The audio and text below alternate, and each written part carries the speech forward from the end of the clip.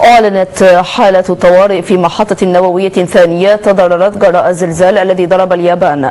في غضون ذلك وصف رئيس الوزراء الياباني نواتو كان الكارثة التي تمر بها بلاده بأنها أكبر كارثة تواجهها اليابان منذ انتهاء الحرب العالمية الثانية، مع تجاوز حصيلة ضحاياها إلى 11,000 قتيل.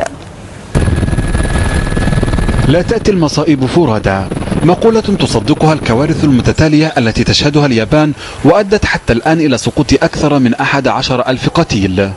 وبحسب التقارير فإن الزلزال المدمر وموجات التسونامي التي تبعته خلفت أيضا ركاما هائلا من الدمار والخراب سوف يؤثر بلا شك على عملاق الاقتصاد العالمي.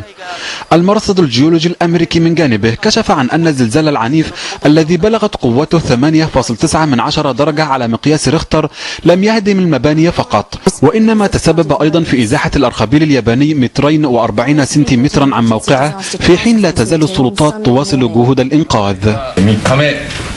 مر يومان منذ وقوع الزلزال ونحن في سباق مع الزمن من أجل إنقاذ العاملين، وسوف نواصل بذل كل جهد لإنقاذ ما يمكن.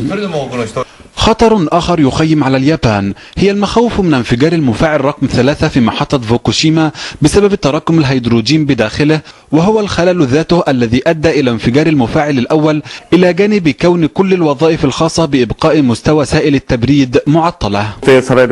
من المحتمل أن يكون قد حدث انصهار نووي في المفاعل رقم 3 في محطة فوكوشيما النووية بسبب تعطل نظام التبريد، ومن الممكن أن يكون هناك انصهار نووي داخل المفاعل رقم 3.